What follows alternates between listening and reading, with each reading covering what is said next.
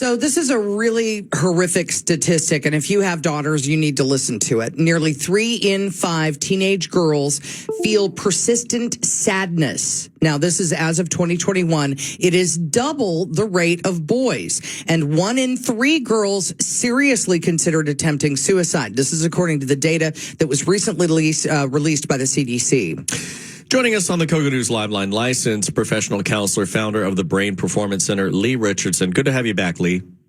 Thanks for having me. What is this telling us? Well, it's telling us that we are in a state of crisis. But we've been there. This isn't brand new.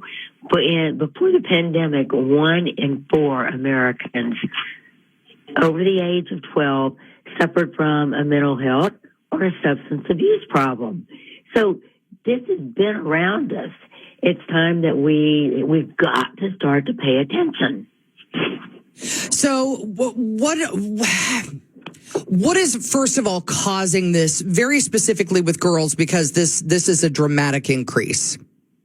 Well, one thing that the study showed is that, girls, when they quit going to school, they lost their sense of community.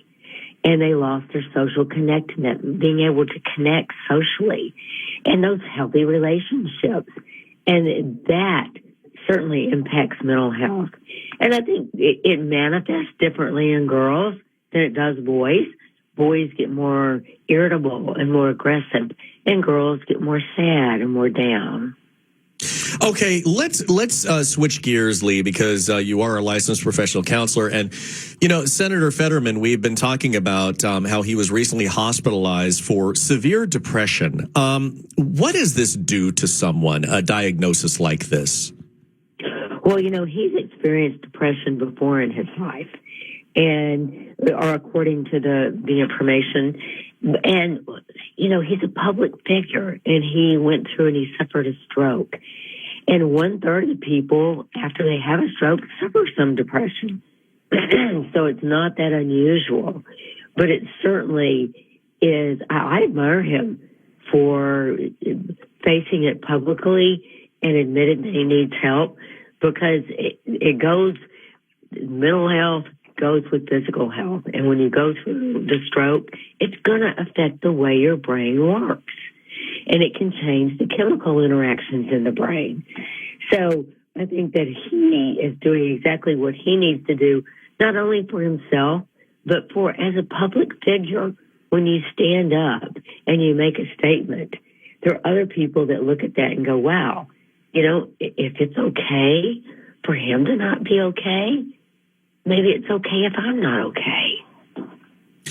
And I'm sorry to jump around on you like this, but, we're also talking a lot this morning about Bruce Willis, and he's been diagnosed with something called frontotemporal dementia. What exactly is that? Well, that's a very common form of dementia, and it really impacts the ability to communicate and speech. And again, here's someone that's been admired by people all around the world and idolized for what he's done with his acting. And for someone like that to be affected by it, I think it's a great support for everybody. We've got to start to pay attention to our brain. Brain health is just as important as physical health. The brain's an organ, just like the heart's an organ.